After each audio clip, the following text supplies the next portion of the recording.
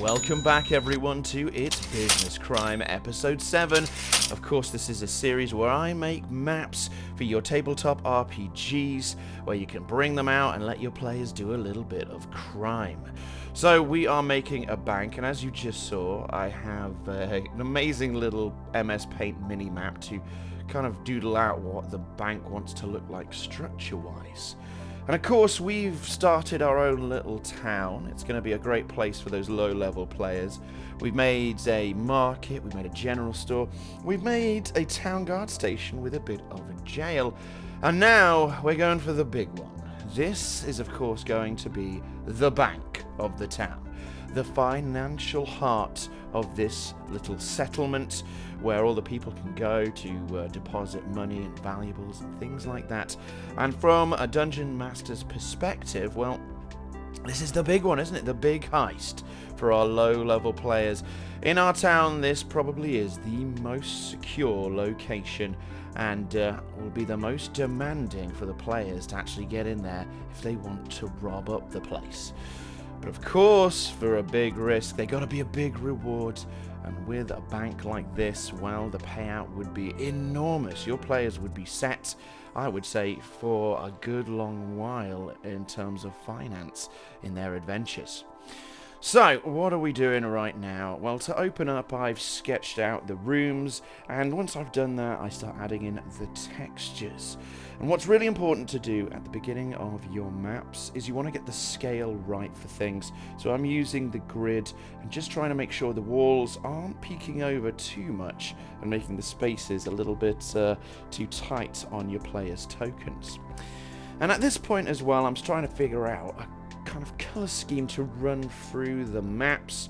So I like to have a bit of a color scheme. I think if you kind of think about it and start to do it right from the beginning, you can give the maps a lot of character immediately. And as you can see, I've picked green and purple. So for the inside of the building, the green, of course, represents money, cash money. And what goes with green? Well, a contrasting colour on the colour wheel is, of course, purple. And I love that because purple historically has been sort of a regal colour. It's a very difficult colour to create naturally, so you didn't see it a lot in medieval times. So I'm just kind of bringing that little bit of realism to our map to give this place an unconscious psychological vibe of, yeah, there's money here and it is a fancy place. So this is going to be a fancier map than we've done before, a lot higher quality than the other places. The bank actually has quite a lot of funds to play with. It's got to be high security, and so I'm going to hopefully bring those details through in every part of the map here. Now, speaking of historical, this map is not historically accurate. I love my medieval fantasy, but I do like to add in a dash of a bit of the contemporary, you know, kind of elements from our time period. I mean, for example, the bank, you would not find a bank at all really in the medieval era. I did a little bit of research, and I think the way money worked was if you were a noble, you know, a high powerful person, you'd like mint your own coins and then disseminate that with the people beneath you. I don't really understand how that works. You know, you just poll up one day a fancy man and you start dishing out coins. That's kind of a weird concept. I mean, don't quote me on this, I'm not a historian, I just did a little bit of looking online, you know. Now, with this being a fancier, nicer place, I've actually tried out a new technique. With the thick wooden walls, I've actually added some extra wood paneling on the sides as well. Kind of want to make it seem a bit fancier than the other places, differentiate it. And yeah, bringing contemporary elements to these sorts of maps. Here's a big one. I've also added sort of an office environment to this. We have cubicles with desks for the clerks to work on. I've added a managerial desk as well, and that manager's position. I've kind of tried to create a little bit of storytelling with the environment. I have it so the manager can look into each cubicle and get a good look at what each person is actually doing. Not only that, but to the west of this room is the staff room. We're going to move on to that in a moment. And the manager can actually look into there as well. So if you're one of these clerks, you cannot get away from the gaze of your manager. It's horrible. So with this map, I spent a lot of time on it. Originally, I was going to try and do a time challenge, you know, do it in 2 hours. But I just got carried away with all the details. I ended up wanting to make a really detailed sort of place. So I think it took me the best part of about 9 hours to do this one. And what I'm doing by adding all of these extra rooms, like the staff cafeteria, I'm trying to create tertiary spaces, places for our players that aren't essential, but can be used for role-playing and give them a little breather if they're being caught by the guards. Places to hide, basically. Now, if you thought the manager was bad, guess what? We've actually got a big boss of the bank who has their own office as well. And I've kind of switched up the colour scheme there, trying to show that that room is a bit more significant. Now, with maps like this, I do think it's good to have a bit of consistency visually. The art stamps you get with Inkarnate, the website I use to make the maps, well, it's got lots of different stuff, and most of it is vastly different in colour and tone. So what I try to do a lot of while making my maps is take the time to adjust the colour of the objects, especially the wooden objects, the furniture, and try to make it all look similar. Now, of course, you don't always have to do this, but I think it can help out quite a bit. Otherwise, what happens is you have all these different stamps with different colours, and if they're vastly different, it can be a bit distracting, and it can look a bit sloppy and all over the place tonally. So yeah, you want to go through and spend that extra time. So that's the Mike, the Mapmaker Golden Fact of the Day, kiddos. Make sure you've got the consistency flowing through. Now, what are these extra side rooms? Well, we've got a little storeroom that I've been blitzing on here, a place where the bank keeps all of its extra supplies, and again, a great place for players to hide if they've been spotted. Now, here's an interesting concept I quite like the idea of. I'm doing a little mini office down to the southeast of the bank, and in there we are going to have a guild officer. So in my fantasy world, I have finance guilds who look over the markets and make sure everything is even and square and nothing nefarious is happening. I mean, on paper, I'm sure there's a lot of corruption. And these guild operatives, well, a lot of them are wizards. So this is sort of a mini wizard's office down to the bottom right, who helps with the finance, but also is a bit of a powerhouse if it comes to being robbed. Also, with this map, I've made a space just above the little cubicle for our wizard where the town guard can hang out. The bank is one of the few places to have a constant town guard presence here in our settlement because, of course, it is such a security risk. And if this place gets robbed, well, that is going to be devastating for our little settlement. Speaking of town guard, I've added a little bit of decking out the front. That can be a place where a guard can just be stationed there. You know, just one guard isn't a huge threat or anything, but it tells people walking by immediately that this is a secure location. So I feel pretty good about the inside of the map. I'm now moving to the outside. And boy howdy, the outside is its own special thing. I have to do a lot of experimenting and adjusting. I have a lot of empty space to mess with, and so I think it's good to spend some time and really feel out that space. Figure out what you want and where you want it to go. Do a good balance of adding interesting terrain and features for our players to interact with, while at the same time reinforcing the fantasy narrative of this is a real place. I'm also thinking of the colours again. We've got a lot of green with the trees and the bushes. I also thought about adding a little roof there, but I found that quite distracting. And to balance out all that green, I'm going to be adding in quite a lot of pink flowers. Again, that purple, pink versus the green and light green. I think that's a lovely little colour scheme. And if you just look at a thumbnail of this picture, you're going to immediately recognise it, hopefully.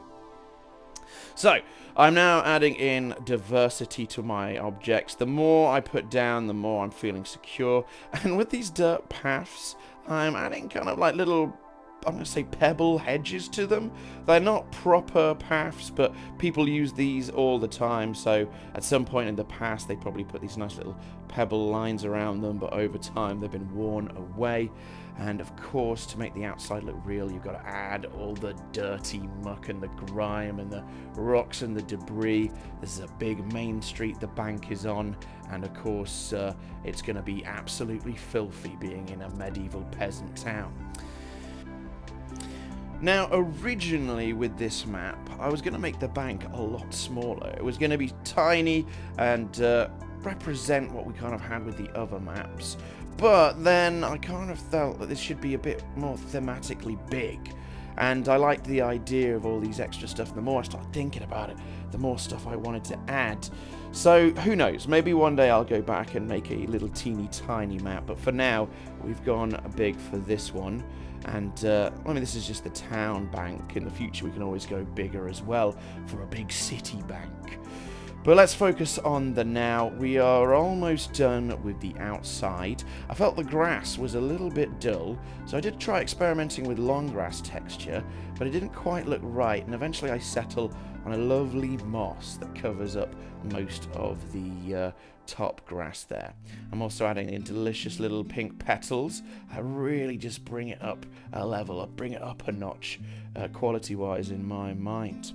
And once we get to this part where we're basically done, I've got to start looking at adding all those little extra details, the movement, the motion of the place, the degradation on the carpet and the floor, the mud trails. I mean, if you've been watching, you know I love these things. I think it adds a lot of character and heart and soul to these places. And you can do just as much as lighting can do to bring a map to life. Speaking of lighting, at this point I'm going to start thinking about the lighting inside, and we've got some great big open windows to use, so we're going to have some natural light cascading. But at this point, super far, hours into the map, that I realised that actually inside that inner square there is no natural lighting really coming in. So I'm going to go around and I'm going to change up the lanterns to be switched on, to be a flame, so we can have that lighting inside. And even though there's no natural lighting, I do think it's quite cool and atmospheric as well. So we're adding all sorts of lighting, and one little trick I absolutely love doing is when you're adding the candle lights, well, I have one big blob of light to represent the whole amount of light going out, but then I make a smaller little lighter blob that goes on the candle itself to make it look like it's a bit more aflame, make it a bit more punchy. And of course you can't have the lighting without the shadows, so the cubicles, let's add to that story a little bit more about how gross office life is. We're going to make it dark and dingy with each person having a candle on during the day. How miserable is that? I quite like that office sort of humour. I think even though we're having that fantasy, it is fun to bring those relatable real life moments to the map itself. So yeah, we've got the inner lights inside and it's all coming together. And I don't know what else to talk about here, really. We're basically there. I add a little bit of an extra smokestack to the left, and now it's time to move on to the nighttime map. So it's exactly the same. We are affecting the lights, and with this big filter, it immediately looks like it's a nighttime scene. But you're going to have to change the lighting a little bit.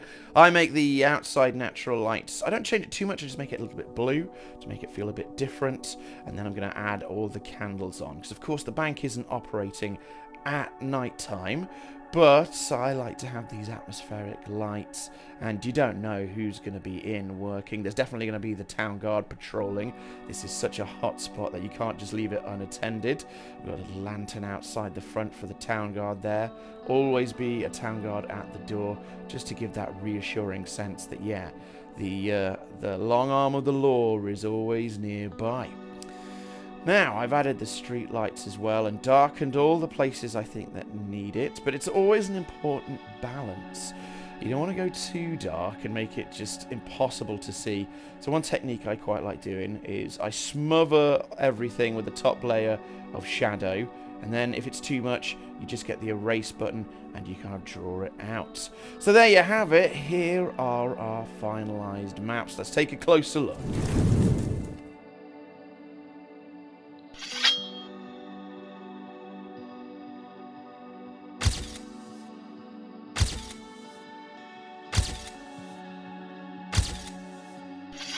And there we have it. Another map is complete, and you can download it for free and use it at your tables with the link down below.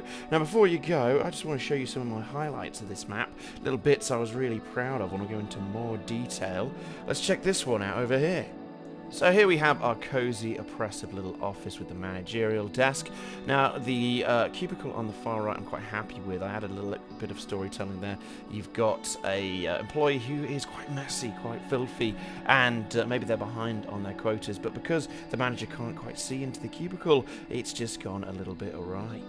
Next up, we've got the inside of the main vaults, and these lockers I've made, I've given them kind of a brass colour, they're actually train luggage bags that I've repurposed. It's one of those things I really enjoy doing, is taking things that are stamps and making them look like other things. I feel very resourceful when I do stuff like that, I guess is the word. You might not have even noticed. Did you notice? Leave a comment down below if you noticed. Also, I did something I thought was quite cute. At the top, we've got these kind of goldy brass little blocks here. Those are plaques that have all the numbers of the lockers there, so as you walk down the aisle you can immediately see where you need to go.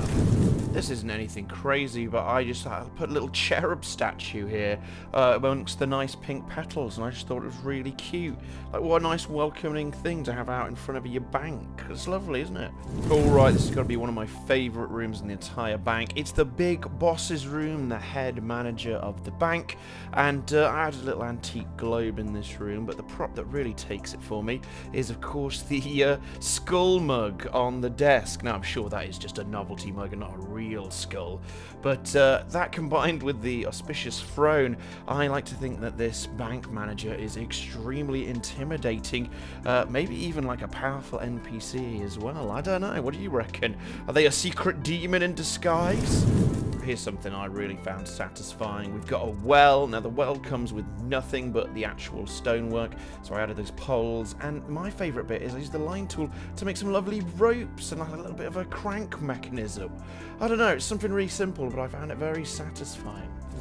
The perceptive among you might have noticed this. I've added these little statues throughout the bank, these little gold statuettes, and I've surrounded them with gold coins. Now, here's my thinking. In my fantasy world, there are gods, and of course there's got to be a god of the coin, god of money and fortune, and I imagine those at the bank would probably worship them, give them a bit of tribute, as well as the punters coming in. So we've got one in the front hall as well, where you can put some jewels in, and maybe the god will look down and give you some good fortune in the future. And let's finish up with probably the most important room in the entire bank. It is the safe cage. I mean, that's not a great name for it, but you know, it's the little secure area inside the vault, and we have our big safe there. The safe came from the sci-fi set, so it looks a bit strange, but it's the closest I could do, and I slapped on a big ship's wheel to try and make it have that classic safe look, where you twist the wheel around and you lockpick and all that good stuff. So yeah, this is going to be, I think, a difficult challenge for low-level players to get all this way, and if they do manage it, you gotta fill this safe with all sorts of treasure, magic items, who knows, maybe even a deed to some crazy castle somewhere. I'll let you decide that, but that brings us to the end of the video. So thank you for watching, team. If you like the video, then like the video. That helps me out a lot. And if you like the map, then you can go down below and download them absolutely for free, both the day and night variants.